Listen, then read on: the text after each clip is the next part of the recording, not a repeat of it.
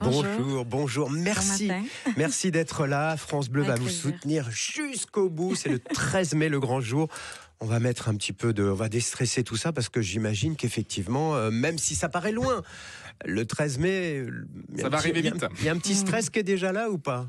Ben oui, c'est sûr, c'est quand même une grosse scène et j'ai pas le droit à l'erreur, donc c'est un peu stressant. Franchement, avec cette chanson, évidemment, moi je dis, alors on est tous chauvins dans ces cas-là, on a vraiment beaucoup de chance. Écoutez un extrait d'Évidemment.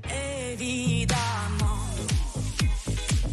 toutes ces belles promesses que j'entends, ce n'est que du vent. Évidemment, elle ne sera plus jamais la même. On la redécouvrira dans son intégralité dans un instant après les infos de 9h. Depuis plus d'1 an, la France entière connaît votre premier single. Vous connaissez votre premier single, Tu t'en iras.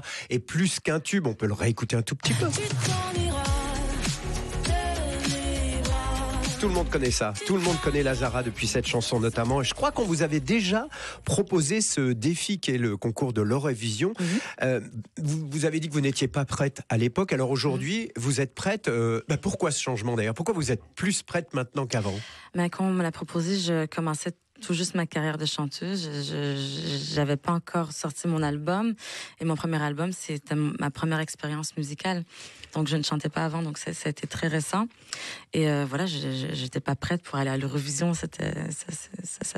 Et aujourd'hui, maintenant, après Traîtrise, après l'album Traîtrise, après avoir fait quand même un an et demi de tournée sur les plateaux radio, j'ai un peu plus d'expérience. Ben bien sûr. Ça représente quoi? Bon, je sais que c'est une vaste question qu'on va vous poser pendant des semaines.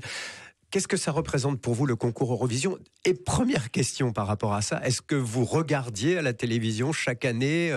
Bon, je sais que vous êtes né au Québec, je ne sais même pas si c'est diffusé sur une chaîne québécoise. Donc vous regardiez sur Internet? Mais pour moi, l'Eurovision, ça remonte à l'enfance vraiment parce que ma mère me chantait L'Oiseau et l'enfant. Non. De Marie-Myriam. Voilà, et ce qui est assez bizarre, c'est que la dernière fois que la France a gagné, c'était avec cette chanson et en Angleterre. Et aujourd'hui, on s'en va en Angleterre aussi. Donc je me dis que voilà, les planètes sont alignées et que voilà. C'est fou ce destin, né dans la banlieue de Montréal et voici aujourd'hui à Paris. D'ailleurs, Paris, vous vous souvenez de la première fois que vous avez mis les pieds à Paris? Oui. C'était pour le boulot, c'était pour les vacances? C'était pour le boulot, c'était pour le clip de ma première chanson Printemps Blanc. Et voilà, je me rappelle, j'ai été à la place Trocadéro et j'ai vu la Tour Eiffel s'allumer. J'ai fait OK, wow, okay, c'est ça Paris. J'étais vraiment éblouie. J'étais comme OK, je vais revenir ici. Vous vous sentez bien ici maintenant? Oui, je me sens très bien ici. Alors cette chanson, évidemment, comme souvent, parce que l'Eurovision c'est important, tout est important dans l'Eurovision. Et cette chanson, elle délivre un message. Lequel est-ce pour vous?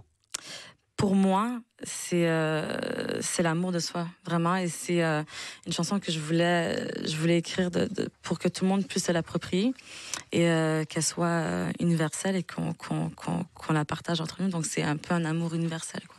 Ce qu'il faut dire, c'est que Lazara est auteur-compositeur. Elle travaille avec quelqu'un qui s'appelle Benny Adam, qui est un producteur, compositeur, également artiste, québécois, je crois. Hein. Oui. C'est une vraie association tous les deux, mais c'est magique cette chanson. Elle est née quand vous vous souvenez du premier jour où vous êtes dit, on va faire quelque chose d'évident, évidemment. Oui, cette chanson, elle était cette mélodie, ce mot, évidemment, était dans ma tête, quoi. Et on est parti de ça et le reste a suivi. Donc, la chanson, vraiment, elle est venue comme une évidence.